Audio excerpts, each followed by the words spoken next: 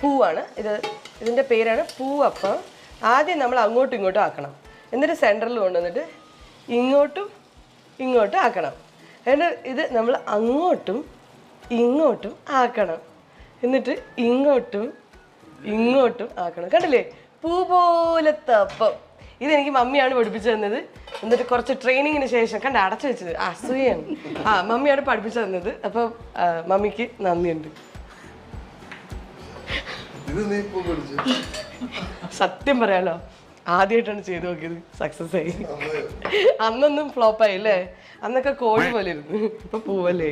കണ്ടില്ലേ ഗൈസ്, സത്യമായിട്ട് പൂ പോലത്തെ അപ്പം. ഇതെല്ലാവരും ഒന്ന് ട്രൈ ചെയ്യൂ. ഞാൻ അടുത്ത അപ്പം അതുപോലെ ഒന്നും കൂടി കാണിച്ചു തരാം. ഓക്കെ, നിങ്ങളത് സ്ലോ മോഷനിൽ കണ്ട് ഇത് നിങ്ങൾ ട്രൈ ചെയ്യും. നിങ്ങളുടെ പൂ പോലത്തെ അപ്പം നിങ്ങളുടെ ഇൻസ്റ്റാഗ്രാം സ്റ്റോറി ആയിട്ടിട്ട് എന്നെ ടാഗ് ചെയ്യും. സത്യമായിട്ട് ഞാനത് റീഷെയർ ചെയ്യും. സീരിയസ്ലി, പൂ പോലത്തെ അപ്പം വെച്ച് എൻ്റെ സ്റ്റോറി ഇങ്ങനെ